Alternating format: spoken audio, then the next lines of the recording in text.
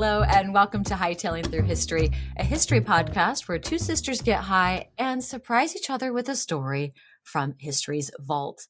I'm Laurel, the older sister. Tonight, I'm also the only sister. Send lots of love to Katie. She hasn't been feeling good, and it's just a little bit easier for me to just fly solo for this episode.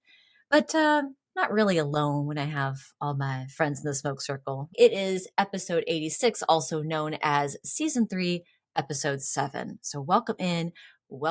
I'm so glad you're here. We're going to still make it a party, even if we don't have our fun favorite little stoner sister who loves history and Lord of the Rings and horses and lots of animals. She's still here in spirit. So I know that I've already been imbibing. I am coming already prepared, but I am just going to have another little smoky smoke in Katie's honor. And then we are going to get right into the history tonight. July 16th, 2024 marks our 3-year anniversary for Hightailing Through History. I know. I'm so excited. And some of you have been here since the beginning, like since those early days. Some of you have found us and have binged us from the beginning. Some of you are probably just listening to us for the first time tonight. And then that's awesome. Like at whatever point in your hightailing journey that you're in, we are so glad to have had every listen, every subscribe or follow, the like, rating and reviewing. And we have loved it so much. We've gotten to know so many wonderful people, had so many great guests on our show, friends that we've made that, get to be a part of it all with us. And I just, I want to thank you. I'm so excited about 3 years, and I'm hoping for 3 more, or, 3 times 3 more. I don't know. We'll see how long this goes, but thank you. Thank you for your listens. Thank you for your sharing and getting in touch with us and rating and reviewing and sharing it with a friend. I think these are all things that, it just have really grown our little group. And I'm so internally grateful for you all for your support. So thanks for being along on that journey with us. With that said, this episode's marking our 3-year anniversary of our show. And 3 years ago, I kicked things off with my half of the episode being one about a pirate, and not just any pirate, but like a cool lady pirate, one that was often described as a pirate queen, albeit that moniker comes a little more in like those sort of clickbaity articles, but they aren't totally off base with that moniker for Sao, which was our episode 1. So for episode 86, guys, gals, and pals, I would like to introduce you to another fierce lady pirate, although the piracy is a smaller part of her life, but she's definitely been known and painted as this fierce pirate of the Mediterranean. And her name is Sayyida al-Hurra.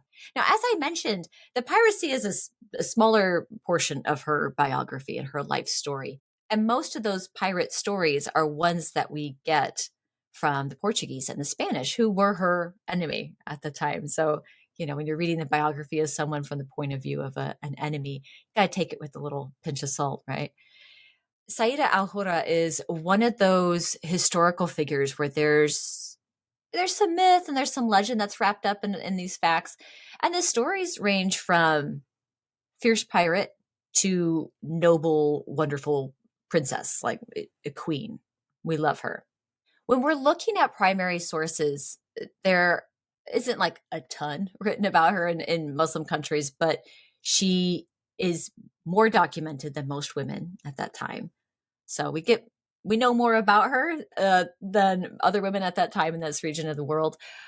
But there are a lot of Christian sources about her. So as I mentioned, the piracy was a smaller part of her life, and more of that was written about by the Portuguese and the Spanish, who were her enemies at the time. And now, most women didn't have a lot of history written about them in general, but particularly when we move out of like North America or Europe, like before, I don't like the 19th century. So we get back to these older centuries.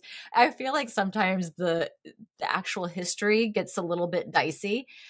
And I know that can feel really unsatisfying when we get history that doesn't feel very definitive. Not only Sayyida al-Hurra, but any historical figure or event. You're like, oh man, that's not what really happened. Or that's it. That's how that ends. And so with all that said, I will be pointing out those moments where there's some discrepancies. There's like two different versions of the story, and I'll point out both sides of them so that way you can understand where all these sources are coming from and their perspectives. So, I love a history tapestry. If you're new here, the tapestry, as I like to call it, is like the backdrop on which we are looking at our historical account. Now, sometimes we're talking about events, sometimes we're talking about people, but there's usually always in history, it doesn't happen in a vacuum. There's a whole background of things that's happening. There are other players, other things going on, and that helps really set the scene and understand the people for their circumstances and what's going on, but then also like how things unfold. So in the Iberian Peninsula, which is the peninsula in the southwest of Europe that includes Portugal, includes Spain, there was a nearly 8th century Muslim rule and presence in that area. And the region was called Al-Andalus and even included just a little bit of southern France. The armies of the kingdoms of Castile and Aragon conquered this area and ended these 8 centuries of Muslim rule. And these powerful kingdoms of Castile and Aragon, they unite with marriage, as a lot of kingdoms and alliances happen in Europe at that time. So they marry, and the two that I'm talking about is Ferdinand and Isabella. These were the same two monarchs when we talked about a couple episodes ago that told Columbus, yeah, go ahead, head west. So that's our story backdrop. Now, in 1485, so we're going to rewind it just a little bit, a girl was born into a noble Muslim family in Granada, which was part of Al-Andalus. Now, I have a few sources on her name, but her name isn't even agreed upon. So some think that it might be Aisha or Fatima. But since everyone can agree that her later title, her final form, if you will, is al-Sayyida al-Hurra, I'm going to just call her that, even though it is a very formal title. And it's like I'm basically calling her the noble, the good noble lady, the honorable great lady, like over and over again. But that way we're all on the same page. Once Ferdinand and Isabella become Spain in 1492 with their marriage, they begin what is known as the Spanish Reconquista and begin driving out the Muslim population. Now, it didn't matter how long you lived in that region. You could been living there for hundreds of years, generations after generation down the line, your great, right? But it didn't matter. If you were Muslim, you're out. Sayyida al-Hurra and her family, they get out of Dodge. That's Granada, aka Granada. And they moved to Morocco with a load of other Muslim refugees. And it's hard because not only have you been kicked out of your home and displaced and sent to live in this faraway land on the other side of the sea, but then the locals there don't trust you. They feel like you're coming in and trying to like take away their land or encroach on territory. And it's a weird dynamic. But thankfully, the Wattasid Sultan of Morocco in that area, he gave the refugees the go-ahead to rebuild and govern the ruined Mediterranean port city of Tétouan. So you see, let's rewind a little bit further, go back to that tapestry a little bit. Back in the early 1400s, Portugal was being a menace just generally to these port cities along here. And particularly this very important Moroccan port city and naval base of Tétouan. They destroyed the city, enslaved its population, and then when the city got rebuilt by the local people there, it was destroyed again by the Portuguese. So after that second reducing to rubble, it stayed in ruins until 1485, when the Sultan gave this town to the powerful Almandri family to lead the rebuilding and then govern the refugees. And the Almandri family, they're powerful. They're another powerful, noble family, just like Sayyida's family. And they rebuilt the town, but they also like rebuilt the trust as well too. They were really great protectors of the city as they rebuilt it. And so it really gained the trust of the people. For al-Sayyida al-Hurra and her family, they founded the city of and lived in Chefchaouen, Morocco. Despite the exile, she got a great education from the scholars there and lived a life of privilege according to her noble birth. And she learned subjects like mathematics and theology and learned multiple languages. In 1510, she marries Anne al-Mandri, maybe one of the sons. We're not exactly sure who he was, but he was still older than her. And the marriage really unified these ruling families and also these city states of Tétouan and Chefchaouen. And so it made it like a really powerful coastal hold now. Upon marrying Almandri, her public and political roles begin. So she was co-regent of Tétouan, ruling alongside her husband and acting as a deputy whenever he was away for a diplomatic trip or on a military campaign. She wasn't married very long, maybe between like 5 and 9 years before her husband passed away, and she became the sole ruler of Tétouan. And there's no opposition to it. Like the people already knew her, they respected her. She was already ruling and governing. They're like, oh yeah, like she's in charge anyway, so let her just keep being in charge. And it also didn't hurt, I'm sure, that her brother, upon their marriage, her brother had become a high official in the Sultan's court. And, so there's no opposition to her rule within the Sultan's court either. Everyone's like, yeah, live your life. And in fact, having her stay in power really helped to create a stronger position against foreign enemies up north, such as Portugal and Spain. In the few primary sources that we have, Sayyida al-Hurra, who now at this point in time officially becomes al-Sayyida al-Hurra, as I've been calling her all along, but that means honorable great lady or noble lady. So I'm being very formal with my title for her tonight. But she's described as strong, she's intelligent, she's strong-willed, brave, daring. She's got a lot of great adjectives that are describing her.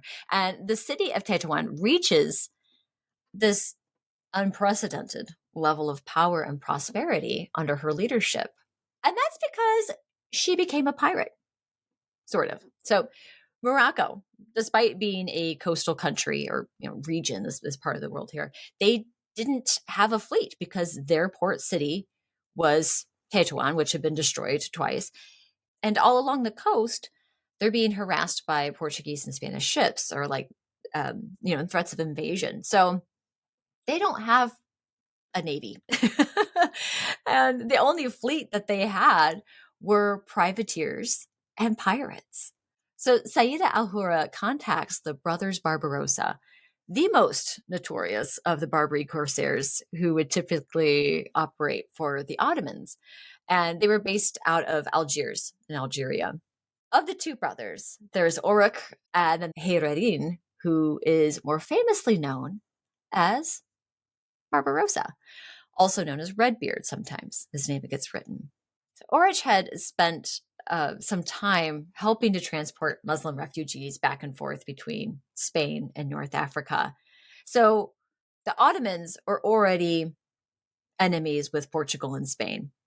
So they were like, Sayyida al-Hurra, like, whatever you want to do to fuck with them, we are quite literally on board. Like, ahoy, we are on board with whatever you need to do and whatever your plan is. And we can, there's some sources that say that they joined forces for a time. But we know that Sayyida spent a little time with them. She learned from the brothers. She learned piracy. She learned some naval tactics. She assembled her own fleet, and she became a ruler of her city-state and a pirate of sorts, attacking enemy ships, enemy coastal towns, and just taking as much loot and prisoners as possible and enslaving some of them. Now, there are records from Spain and Portugal for diplomatic missions to Sayyida's court to ransom prisoners that she took. There are also these same records that show that she was a shrewd negotiator and also confirm that she is the ruling power in Tétouan, as well as a good diplomat, which is probably the only nice thing that they said about her, I think. Some historians go on to say that after she assembled her own fleet and began engaging in this piracy, that she also teamed up with the brothers Barbarossa for a time, and they just kind of went around the Mediterranean just dominating it and terrorizing the ships of Portugal and Spain. She may or may not have, whether or not they were an official or unofficial team, quote unquote, they were engaging in piracy, in this case, for her at least, warfare against a common enemy. And thing is, like, as much as she is talked about as a pirate, we're not even entirely sure that she ever stepped on a ship, like, or ever captained one, or, looked through the telescope and was like, hey, enemy ships ahead. I don't know. Or if, as the ruler, she organized and assembled and was essentially the commander in chief for this ragtag created navy of privateers and pirates. Now, speaking of this fleet, let's talk a little bit about Mediterranean pirates, shall we? The ships that were primarily used by the corsairs in this region were galleys and galleots, which are smaller galleys. Now, compared to a European warship, right? Like if you see any, I don't know, really, any high seas European warships, they have huge backs, huge sides, lots of cannons, They are big and they've got big firepower. These galleys and galleots were smaller and had considerably less guns on them. So if battle came down to that, they wouldn't have as much of a chance. But what they lacked in size and firepower, they made up for with speed and maneuverability. These were like scrappy ships. They were like little, would get in there. Galleys had 1 or 2 masts and about 20 to 30 oars that required 3 to 6 rowers each. Galleots had 1 mast and 12 to 24 oars with 2 rowers each. The mix of wind power and person power allowed mobility regardless of if the wind was blowing or which direction or whatever, and it allowed for them to do some really great surprise attacks from behind and sneak up on ships and then be able to, I gotcha, and board them and do that kind of thing and pirate stuff. As you do, as you did in your past life, we're a pirate boarding ships. What am I talking about? Okay. So the oars were not manned by slaves, but by free crew members who were a part of the crew. They were, free men, could fight, could board the enemy ships, would do so. And I make this distinction because on non-pirate ships, whether Christian or Muslim, the rowers were slaves. Now, historians are not entirely sure that that they did use galleys and galleots in al-Sayyida al-Hurra's fleet, but those were the ships that were primarily used by Mediterranean corsairs during this time period, so it would stand to reason the Barbary corsairs would have used the same, and everyone's kind of using similar ships. Now, Barbary refers to northern Africa's a collection of states along the coast there, along the Mediterranean coast, from Egypt to Gibraltar. And this word came from the Berbers, who were the oldest known inhabitants of the region. Now, if you think Barbary sounds a lot like barbarian, you're not wrong. The ancient Greeks and ancient Romans, essentially, if you did not speak their language or like you were not specifically Greek or Roman, like if you weren't one of us, you're one of them, and all of them is a barbarian. So any foreign nation was considered a barbarian. And this later got applied to the people from North Africa. And since we're touching a little on like this, like us versus them nature of this whole story, I mentioned at the top that the European sources speak mostly on al-Sayyida al-Hurra's role as this ruthless, mean pirate queen, like the savagery, the Barbary pirates, right? Barbary pirates. But for the Barbary states, it was looked at as warfare. It wasn't like this like sneaky, underhanded, like we think of like England, for example, you think of like the English Navy, and then you think of like English pirates or privateers. There wasn't that distinction, not really.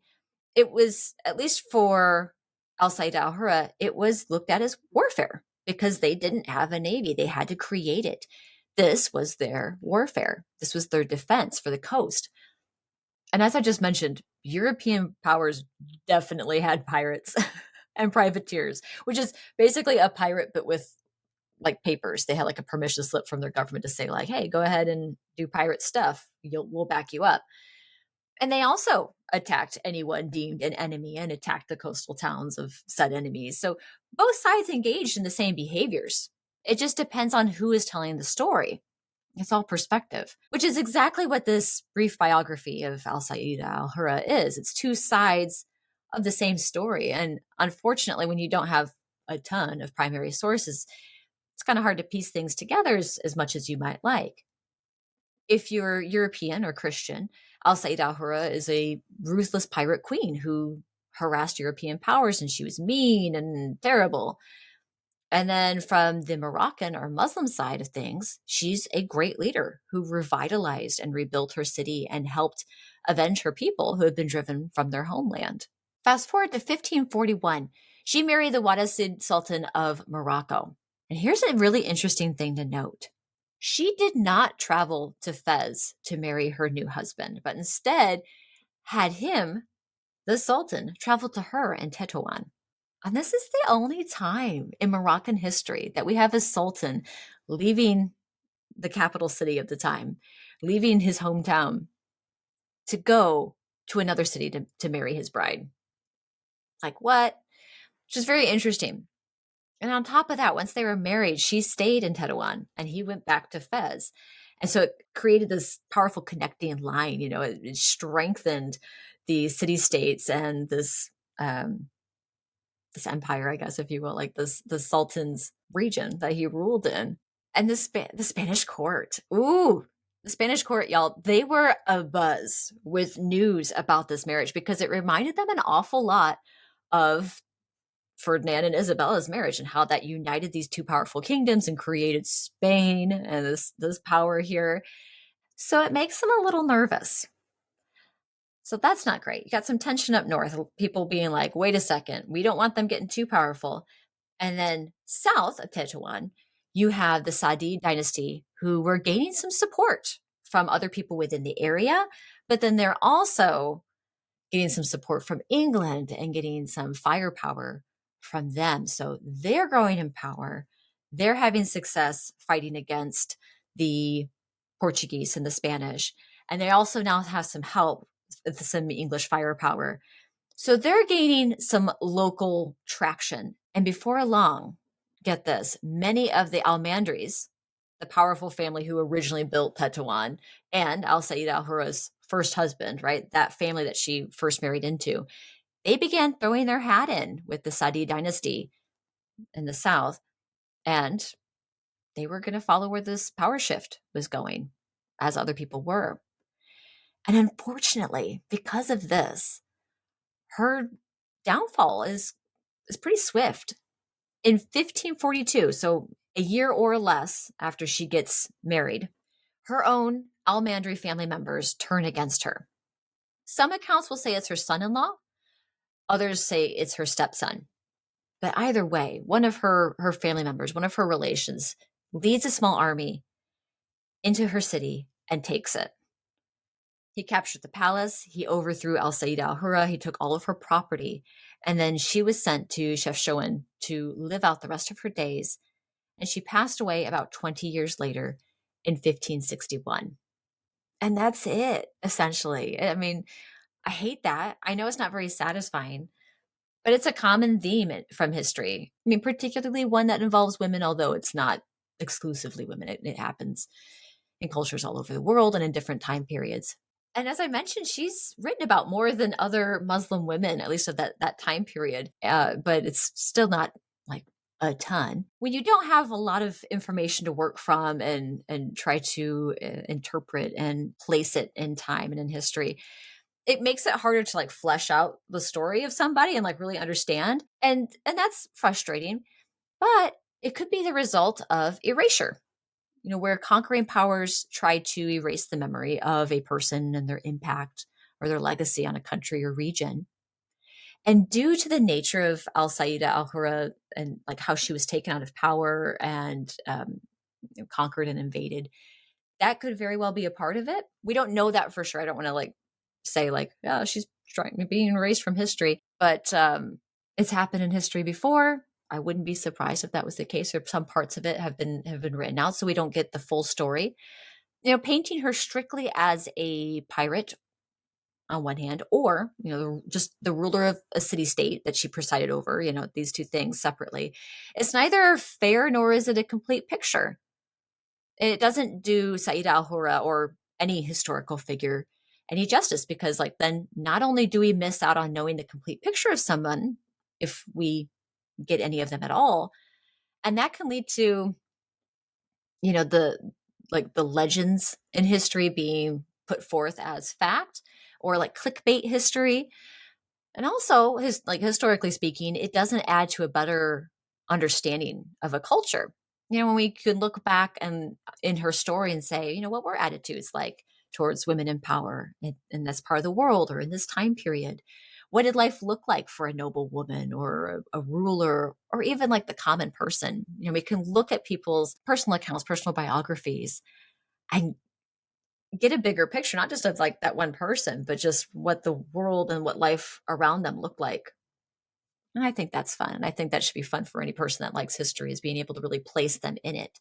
And for al-Sayyida al-Hurra, both sides of the tale seem to be true, but how you read the history and what you take away from it will change based on perspective and whose side of the story that you're getting. She was a loved leader, a queen, who led her ragtag navy against European superpowers and accrued wealth from the bounty and the ransom of their ships and cargo and crew.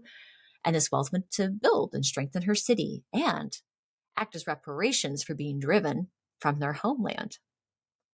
For Tétouan, the pirates were the city's only defense from invasion in the north. On the other side, there's a picture of her as a fierce pirate. She was ruthless. She was a mean lady who enslaved crew members and attacked coastal cities and European ships, and also happens to have a different religion and culture. And so that, everyone, is our pirate, one hand, queen on the other hand. You can combine those together, you get a pirate queen, I guess, for our 3-year anniversary, al-Sayyida al-Hurra. I hope you enjoyed learning about her. I've had her on the list for quite some time now. I have a very long list of topics, like people and then events and things, and it's huge. And I just check them off. And she's been on there a while. And approaching this 3-year anniversary, I thought, oh, it's time for another pirate. Let's get a little lady pirate in there, you know? And I came to the story thinking this was a story about piracy and a woman who joined forces with other pirates and was like part of this big team, because that is the main story that gets painted about her. And it's interesting, and it's fun, and it made me go, ooh. But when I came to it, I realized, oh, she's quite a multifaceted person, as we all are. And there's more to this story than just her being this like fierce pirate lady. So I really hope you enjoy learning about her as well. She's really cool, and she has quite a bigger effect on history than her, you know, her potential piracy or however involved her role is with that. Because not only did I mention that it was the only time in Moroccan history where the Sultan came over from the capital city to marry his bride, but she was also the last, I read this in only one source, but she was the last ruling queen in Islam, you know, in a Muslim country. And so that's quite an interesting feat. So that was al-Sayyida al-Hurra. In a couple weeks, it'll be our final episode for season 3. That will be episode 87. We're going to have a special guest. We're going to have more adventure history. It's going to be great. You're going to love the topics. I just can't wait. It's going to be fantastic. So we'll average it out. We're going to have 2 extra people with me, balance me out a little bit. And we're going to have a grand old party for our last episode of season 3. Thank you so much for joining us today in the Smoke Circle. So make sure you come back in a couple of weeks for that episode. It's going to be so much fun. Thank you so much for joining me today in the Smoke Circle. I miss Katie. I miss her hanging out here with us, but she'll be back again in a couple of weeks with a special guest. So we will all be here again with you for one last hurrah for season 3 for a little summer break. Don't miss it. Please like, review, rate, subscribe, follow, comment, whatever it is on the platform that you're listening on. Make our 3-year anniversary dreams come true, and help us bring more people in, get more listens, so we can continue growing the way we have. We also are on Patreon. So if you want to join the Best Buds Club and get some extra content, we have that going on over there. So we'll be back again in a couple of weeks, folks. Don't miss it. In the meantime, get money, get high, give love, and hey, what king invented fractions? Henry the 1/8. Bye.